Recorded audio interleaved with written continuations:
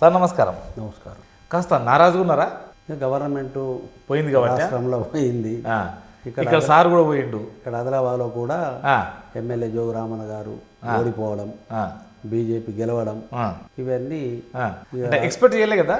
అంటే ఖచ్చితంగా ఆదిలాబాద్లో జోగు రామన్న మాత్రం అతను అనుకున్నారు జోగు రామన్న గారే గెలుస్తారు అని ఒక ధీమా ఉండే. ధీమల క్యాడర్ అంతా కూడా ఉత్సాహంతోనే ఉండి ఫలితాలు ఈ విధంగా రావడం వల్ల నారాజుకున్నారంతా, క్యాడర్ అంతా నారాజు ఉన్నారు. అవును, అంతా కాస్త అటు ఇటు అంటున్నారు. నిజమేనా ఇదంతా? ఈ స్థానిక సంస్థ లీడర్ కావచ్చు, స్థానిక సంస్థలు ఎలాగంటే ఇప్పుడు ప్రభుత్వం సర్పంచులు ఎలక్షన్స్ పెట్టాలి అంటే పెట్టే ఆలోచన లేదు. పార్లమెంట్ ఎన్నికల తర్వాతనే పోయే అవకాశాలు ఉన్నాయి. అది బీసీ గణన చేసిన తర్వాతనే పెడదామన్న ఆలోచన కాంగ్రెస్ ప్రభుత్వం ఉన్నట్టు సంకేతాలు అయితే వస్తున్నాయి. సంకేతాలు వస్తున్నాయి. ముందుగా పార్లమెంట్ తర్వాతనే అన్ని జరుగుతాయని ఊహిస్తున్నాం. ఓకే. సో మీరు జెడ్పీటీసీకి రాకముందుకు ఏ పార్టీలో ఎంతెంత కాలం ఉన్నారు? నేను ఫస్ట్ ఆదిలాబాద్ ఎమ్మెల్యే జోగు రామన్న ఎటుంటే సర్పంచ్గా, ఆయన మండల్ ప్రెసిడెంట్గా, జెడ్పీటీసీగా ఆయన ఉన్నన్ని రోజులు ఫస్ట్ టీడీపీ ఉంటే టీడీపీలో, మళ్ళీ టీఆర్ఎస్కి వస్తే టీఆర్ఎస్లో అంతే కంటిన్యూ ఆయనతో పాటే కొనసాగుతుంది. సో మంచి ఫాలోవర్ అన్నట్టయితే ఎమ్మెల్యేకు ఫాలోవర్ కానీ పనిచేస్తూ వచ్చినాము. ఓకే. మీరేమనుకున్నారు ఒక జెడ్పీటీసీ స్థాయిలో? ఏం చేద్దాం అనుకున్నారు, ఏం చేయలేకపోయారు అసలు? అంటే జెడ్పీటీసీగా అయిన తర్వాత మండలం మేడం కదా మా భార్యనే జెడ్పీటీసీ, నేను టీఆర్ఎస్ పార్టీ అధ్యక్షులుగా కొనసాగుతున్నాను. అప్పుడు టీడీపీలో ఉన్నప్పుడు కూడా నేనే అధ్యక్షుడు. అట్లా ప్రతిసారి కూడా ఎమ్మెల్యే గారు అధ్యక్షుడిగా నన్నే ఉంచడం జరుగుతుండే. అయితే వర్క్ చేస్తాడు ఆయన, మన మీద ఉన్న నమ్మకం. మీరేం చేద్దాం అనుకున్నారు అదే ఒక జెడ్పీటీసీగా?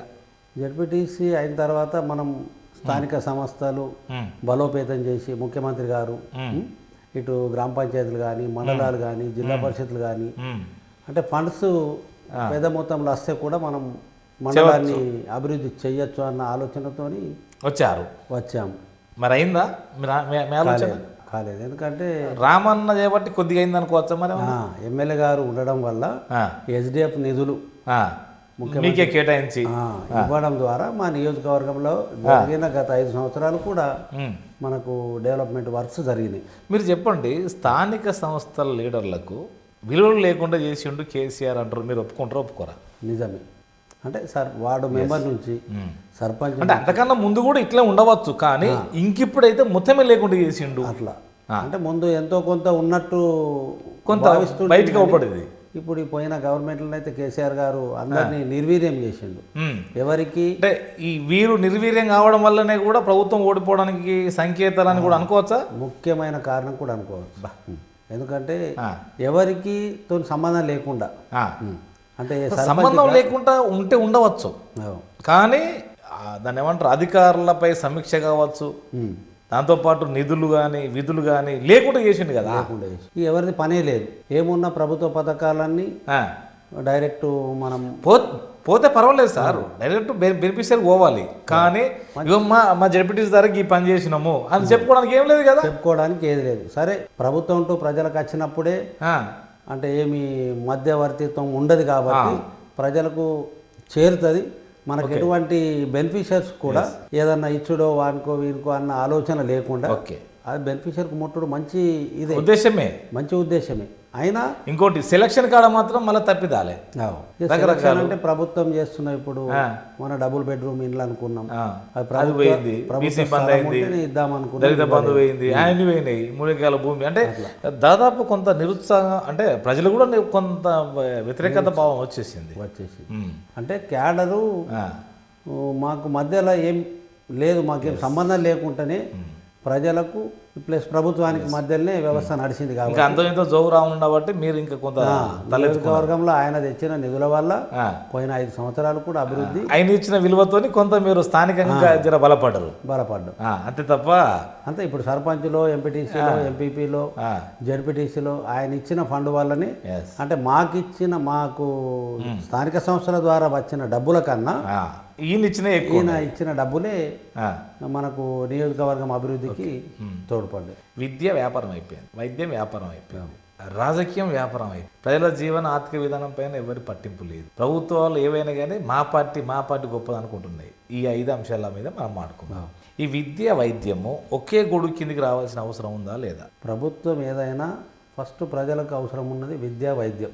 అంటే సామాన్యుల పిల్లలు ఏడా చదువుకుంటారో ఉన్నోని పిల్లలు కూడా అలా చదువుకోవాలి. అంటే ఒకటే గవర్నమెంట్ సెక్టర్లోనే ఒకటే విధానం ఉండాలి. సామాన్యుడు ఎక్కడ వైద్యం చేసుకుంటాడో ఉన్నోడైనా కానీ అధికారైనా కానీ అక్కడనే చూసుకోవాలి. ఇట్లాంటిది రేపు రాబో కాలంలో వస్తుందని మనం ఎక్స్పెక్ట్ చేసుకోవచ్చా? వస్తే బాగుంటుంది. ఇప్పుడు వచ్చిన ప్రభుత్వాలు కూడా దాని మీద దృష్టి పెట్టి విద్య వైద్యం దీని మీద ప్రతి ఒక్కరికి అవసరం ఉన్నది ఇవి రెండే అంతే.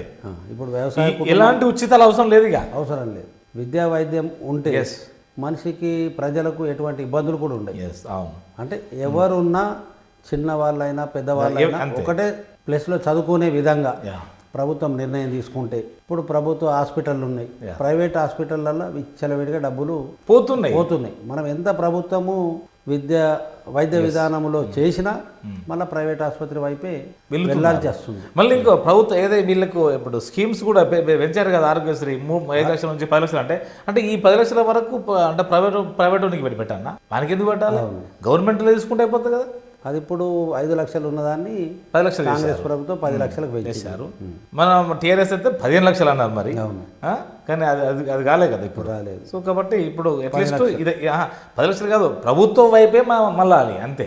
అంటే రైతులు ఇప్పుడున్న మన టీఆర్ఎస్ ప్రభుత్వంలో అందరు రైతులు సంతోషంగానే ఉన్నారు సార్. రైతు బంధు కానీ రైతు బీమా కానీ ఇవి రైతుల పరంగా మంచి పథకాలే, కానీ లిమిట్ పెట్టేది ఉండే, అప్పుడు లిమిట్ పెట్టాలని చెప్పి ఇప్పుడు వీళ్ళలాగా ఇప్పుడు కాంగ్రెస్ ప్రభుత్వం పెట్టాలన్న ఆలోచనలు ఉంది. టీఆర్ఎస్ పార్టీ జిఎస్టీ వాళ్ళందరికీ లిమిట్ ట్యాక్స్ కడుతున్నారో వాళ్ళందరికీ లేదు అని కూడా ప్రజలు కూడా 3 ఎకరాలు 4 ఎకరాలు ఉన్న రైతులు ఆ విధంగా అనుకుంటుండే. నాకు వచ్చేది 20,000, వాడికి 20 ఎకరాలు 100 ఎకరాలు ఉన్న రైతు కన్నిగానే డబ్బులు ఇస్తారు. మరి అందరినీ డబ్బులు ఇచ్చారు కరెక్ట్ పద్ధతి కాదన్న ఉద్దేశంలో కూడా అప్పుడు ప్రజలు దీనివల్ల కూడా కేసీఆర్ చెడ్డ పేరు వచ్చింది. ఇది కూడా మనకు ఒక విధంగా సో ఇటు ప్రజల వ్యతిరేకతనే, నారాజుగా మీలాంటి స్థానిక సంస్థలలో వ్యతిరేకతనే, అటు ఏది ఉపాధికి అంటే స్టూడెంట్లో కూడా వ్యతిరేకత వచ్చింది. రాజకీయం కూడా డబ్బులు ఉంటేనే విలువ, అంతే. డబ్బులు ఉంటేనే నాయకుడు అవుతున్నాడు. ఏంది సార్ ఇట్లా వ్యాపారం అయిపోతే మరి సామాన్యుడి పరిస్థితి ఏంది? ఇప్పుడు డబ్బులు లేని రాజకీయంగా ఏ పని చేయడానికి అవకాశం లేకుండా అయిపోయింది. నిలబడడానికి అవకాశం లేదు. సర్పంచ్ నిలబడాలన్నా డబ్బులు కావాల్సిందే. అంటే ఎంపీటీసీ డబ్బులే, జెడ్పీటీసీ కావాలన్నా డబ్బులే, మళ్ళీ ఎంపీటీసీ వచ్చిన తర్వాత ఎంపీపీ కావాలన్నా డబ్బులే. అంటే డబ్బులు లేని వ్యవస్థ రాజకీయ వ్యవస్థ నడిచే విధంగా లేదు. ప్రజలు కూడా అంటే ఓటర్స్ మనం ఆ ఎలక్షన్ టైంలో డబ్బులు ఖర్చు పెట్టాలి. ఎవరు పెడితే మరి ఇప్పుడు ఎంపీ ఎలక్షన్లు వస్తున్నాయి, ఇప్పుడు కూడా అంతే. ఏ ఎన్నికలు వచ్చినా ఇటు సర్పంచ్ నుంచి పార్లమెంట్ ఎన్నికల వరకు కూడా ఈవెన్ వార్డు మెంబర్ నిలబడ్డా లిమిటెడ్ ఓట్స్ ఉంటాయి. వార్డు మెంబర్ అంటే 100 120 ఓట్లకు ఉంటాయి అంతే. ఎవరు అయినా పెట్టాల్సింది. వార్డు మెంబర్ అయినా సర్పంచ్ అయినా ఆయన ఈ డబ్బులు పెట్టిన డబ్బులు కూడా ఎట్లా వస్తాయి సార్? ఎట్లా వ్యాపారం మనం ఏదో ఉంటుంది అనుకోండి, కానీ ఏంది ఇట్లాంటి సమయంలో అంటే ఇట్లా ఎందుకు అసలు ప్రజలకు ఎవరు నేర్పిండ్రు, ఎందుకు నేర్పిండ్రు, ఏంది ఇదంతా, ఎటు పోతున్నాం మనం, ఎవరైనా ఆలోచిస్తున్నారా? రాజకీయ వ్యవస్థనే ఇలా తయారు పట్టింది. కేసీఆర్ కూడా ఒక కారణం అంటారు, నిజమేనా? ఇక అప్పుడు మనం ఉప ఎన్నికలు జరిగినప్పుడు చూసినాం కదా. ఎందుకంటే మీరైతే అంటే ఫస్ట్ ఈయనతో స్టార్ట్ అయింది, ఆంధ్రోడితో తీసుకోండి, మా కోటి వేయండి, వాస్తవం. అవునా కదా? అంటే ఎవరు తోడుకున్నది వాళ్ళకి దగ్గర పడతా ఉంటారు, నిజమేనా? అంతే, అదే జరిగినట్టుంది కదా. ఇప్పుడు మీరు ఇప్పుడు ఎటువైపు ఉన్నారు అసలు? ఏంటి మీరు మరి ఈ వైపా ఆ వైపా జోగురామన్న వైపా ప్రత్యామ్నాయంగా ఏమైనా ఆలోచిస్తున్నారా? ప్రస్తుతం అయితే బీఆర్ఎస్ పార్టీని కొనసాగుతున్నాం. కొంత ఒక ఆలోచన మాత్రం గత 2 రోజుల నుండి దాదాపు మీ స్థానిక సంస్థ లీడర్లు కానీ, పిఎస్సిసిఎస్ లీడర్లు, డైరెక్టర్లు, డీసీబీ డైరెక్టర్లు కానీ అంత చక్రం తిప్పుతుంది. ఇట్లా ప్రభుత్వం ఉంది, సర్పంచులు కానీ ఎంపీసీలు కానీ వీళ్ళు పనులు చేసుకొని ఉన్నారు, మా డబ్బులు వస్తాయో లేదో అన్న దాంట్లో కూడా నారాజుగా ఉన్నారు లీడర్స్. మా డబ్బులు ఎట్లా రావాలా, పార్టీ పోతే తప్ప రాలేదు అంటే రూలింగ్ పార్టీకి పోతే బాగుంటుందా? ఇక్కడ ఆదిలాబాద్లో ఇప్పుడు బీజేపీ ఎమ్మెల్యే పాయల్ శంకర్ గారు గెలిచారు. ఇది ఇక్కడ చాలా విచిత్రం. ఇక్కడ ఏంటంటే ప్రభుత్వం ఒకరు చేసి ఇక్కడ పని చేసిందేమో టీఆర్ఎస్ వాళ్ళు, గెలిచిందేమో బీజేపీ, అలా జరిగిపోయింది.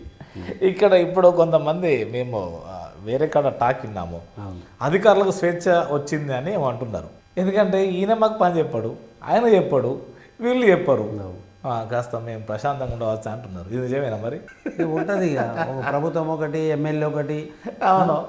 ఇక మళ్ళీ మొన్నటి వరకు ఉన్నది బీఆర్ఎస్ లీడర్లందరూ, స్థానిక సంస్థ లీడర్లందరూ బీఆర్ఎస్ వాళ్ళే, 90% బీఆర్ఎస్ వాళ్ళే ఉన్నారు ఇప్పటికి. సో కానీ కాంగ్రెస్ వైపు అయితే కొంత మొగ్గు చూపుతుందండి మరి, ఈవెన్ ఇంక్లూడింగ్ మీ జెడ్పీ చైర్మన్తో సహా. అవునవును. అటు డీసీబీ చైర్మన్తో సహా. మరి ఇదంతా రామన్నకు ఇంటిమేషన్ ఉందా? చెప్తారు. ఎప్పుడు చెప్తారు? పెనగా చెప్తారా? ఏది పోకముందు చెప్పాలి కదా. అంటే ఏదో ప్లాన్ చేసుకుంటున్నారు పోదామని. సో అంటే మీకేమైనా ఇంటిమేషన్ ఉందా? తెలుసు ఏం జరుగుతుందన్న విషయాలు ప్రతిరోజు అర్థమవుతున్నాయి. సో మరి ఏది మీరు కూడా అందరి వైపేనా? చూద్దాం. ఇప్పటికి ఇంకా మనం ఏం ఆలోచిస్తలేం. 10 మంది ఒక దిక్కు మీరు దిక్కు అయితే కారు కదా, అదే ఏం జరుగుతాయో. కానీ ఏందో వాష్ అవుట్ చేసే అవకాశాలు అయితే ఉన్నాయి మొత్తం మీద. చివరికి ఏంటంటే ఇప్పుడు ఈ ప్రభుత్వమైన కానీ ఈ గతంలో స్థానిక సంస్థల లీడర్లను పట్టించుకోకపోవడం వల్లనే వాళ్ళకి ఈ పరిస్థితి ఏర్పడింది. ఈ గవర్నమెంట్ ఏ లీడర్ అయినా పర్వాలేదు, ఆయన పార్టీ పరంగా అతడ ప్రజల కొరకు వస్తారు. స్థానిక సంస్థలను బలోపేతం చేయాల్సిన అవసరము కాంగ్రెస్ ప్రభుత్వంపై ఉన్నదా లేదా? ఉంది, ఖచ్చితంగా. కాంగ్రెస్ పార్టీ తెలంగాణలో ప్రభుత్వం ఉంది కాబట్టి స్థానిక సంస్థల్ని నిర్వీర్యం కాకుండా ఈ ప్రభుత్వం అన్నా జీవం పోయాలి. జీవం పోస్తే కనీసం అభివృద్ధి అన్న జరుగుతుంది. ఎవరన్నా లీడర్కు చెప్పుకోదగ్గ పేరు అని ఉంటుంది, చెప్పుకోదగ్గ పేరు ఉంటుంది. ఆయన లీడర్ ఏదో ఇళ్ళకెళ్ళి వచ్చి తిందామని ఎవరు లేరు. ఇప్పుడు ఒక ఎకరం కూడా చాలు, 5 సంవత్సరాల దాకా వాళ్ళు బతారు. ఇప్పుడు మన తెలంగాణ ప్రభుత్వం మనం ఇచ్చిన తర్వాతనే భూముల రేట్లు విపరీతంగా పెరిగినాయి. అదొక్కటి పెరిగింది. 4-5 లక్షలు ఉన్న భూముల విలువ ఇప్పుడు 20-25. రోడ్ సైడ్ అయితే కోటి. కానీ గవర్నమెంట్ వాల్యూ తక్కువనే ఉన్నది, మళ్ళీ అదో బాధ. గవర్నమెంట్ వాల్యూ తక్కువ ఉంది, ప్రైవేట్ అయితే పెరిగినాయి కదా సార్. అవును. లేదు, రిజిస్ట్రేషన్ గవర్నమెంట్ వాల్యూ తక్కువనే ఉంది. రిజిస్ట్రేషన్ వాల్యూ కూడా పెంచారు సార్. అవును. ఇప్పుడు ఈ ధరణి వచ్చిన తర్వాత అంటే దరిద్రం అంటారు కదా, తీసేత్తరాడు ఇంకేది. ఇక ఆలోచిస్తున్నది ప్రభుత్వం కూడా, దానివల్ల రెవెన్యూ వ్యవస్థను కూడా. సో ఈ 6 గ్యారంటీస్ అమలైతే అని మీకేమన్నా కొంత భరోసా ఉందా? భరోసా అంటే చేస్తారు అన్న నమ్మకం ఉంది. ఈ 4-5 రోజుల అసెంబ్లీ సమావేశంలో మీకేమనిపిస్తుంది? ఇంకో 2 గ్యారంటీలు 28 పార్టీ ఆవిర్భావ దినోత్సవం ఏదో ఉంది, ఆ రోజు ఇంకో 2 స్టార్ట్ చేస్తామని ఒకటి. తర్వాత ఇంకొకటి, ఇక్కడ టీఆర్ఎస్ వైఫల్యాలు కూడా ఏమన్నా చర్చకు వస్తున్నాయి అనుకోవచ్చా? వస్తున్నాయి. అంటే ఇప్పుడు ఒక్కొక్కసారి వాస్తవం కొంతమంది ఒప్పుకోవాలనుకోండి, అది ఒప్పుకున్న మాత్రం అరే ఇట్లా ఉంటుందని ఒక ఆలోచన అయితే వస్తుంది కదా. అంటే ప్రభుత్వము అప్పుల పాలు చేసింది అన్న దాని మీద ఇప్పుడు అసెంబ్లీలో ప్రతిరోజు అందరు వింటున్నారు. అవును. అంటే ఇది ఇంకా బయటికి రాలే. అప్పుడు 5 లక్షలు అన్నారు. ఇప్పుడు ఇవాటి పేపర్ ప్రకారంగా 6,70,000 అని చెప్పి ఈరోజు హెడ్డింగ్ కూడా అదే ఇచ్చేసి. అంటే ఇప్పుడు ప్రజల దృష్టికి అంటే ఇక ఇప్పుడు కేటీఆర్ కానీ హరీష్ రావు కానీ మేము ఆస్తులు కూడా పెంచి ఇచ్చినాం అనే విధంగా వాళ్ళు కూడా పెంచారు. అది కదా సార్, ఇప్పుడు కూడా చాలా మంది వ్యతిరేకిస్తున్నారు కొంతమంది. ఇది అవునా నిజమా మీరే చెప్పాలి. ఇంకా అసెంబ్లీలో వీళ్ళిద్దరే మాట్లాడతారా? ఎవరు లేరా? ఇక పూర్తి అవగాహన ఉన్న వాళ్ళు వారని మాట్లాడతారు కదా. అంటే ఇన్ని రోజులు బట్టి అవగాహన లేని వాళ్ళకి మీరు టికెట్లు ఇచ్చిన అనుకోవచ్చు ఇక్కడ? అట్లేం లేదు. అంతే కదా. ఇప్పుడు ప్రతిపక్ష పార్టీ అప్పుడు కూడా ఒక్కొక్కరు వాళ్ళు సమాధానం చెప్పాలా. ఎవరి సమాధానం వాళ్ళు చెప్పాలా. వాళ్ళకు కూడా మాట్లాడే, అంటే ప్రతిపక్షంలో ఉన్నా కానీ ఇంకా వాళ్ళ ఎమ్మెల్యేల నోరు నొక్కుతున్నారు అనే కడిగి వస్తుంది. వాళ్ళు వస్తుందా వస్తలేదా? అంటున్నారు, నోరు నొక్కేస్తున్నారు, మాట్లాడనిస్తలేరు, మాకు అవకాశం ఇస్తలేరు, మైక్ కట్ చేస్తున్నారు. అవును అని చెప్పి సరే చూద్దాం ఎట్లుంటుందో. అందరి వైపే మీ ప్రయాణం అంతేనా? ఇంకేం మనం ఎటువంటి నిర్ణయం తీసుకోలేదు. వెంకటరెడ్డి గారు, రేపు రాబో కాలంలో ఏంటి అంటే మీ కుటుంబ నేపథ్యం చెప్పండి. అంటే ఎంతమంది మీరు అన్నదమ్ములు? నేను ఒక్కరిని. మీకు పిల్లలు? నాకు ఒక అబ్బాయి, అమ్మాయి. సెటిల్డ్? 2 పెళ్ళిళ్ళు అయిపోయినాయి. సెటిల్డ్. 2 పిల్లలు. ఇక్కడనే ఉంటుందా? నేను ఆదిలాబాద్ శాంతినగర్లోనే ఉంటాను. ఓకే. అంటే మీ పిల్లలు? మా పిల్లలు అబ్బాయి జాబ్ చేస్తాడు, కూతురు హౌస్ వైఫ్. ఓకే. ఇక్కడనే ఉన్నారా లేదంటే ఇక్కడ ఆదిలాబాద్లో ఉన్నారు. సో అంత కొంత భారం తగ్గింది, అయిపోయింది. భారం తగ్గింది, ఎవరి బతుకులు వాళ్ళు ఉన్నారు. నెక్స్ట్ ఏంటిది అనుకోవచ్చు స్టెప్?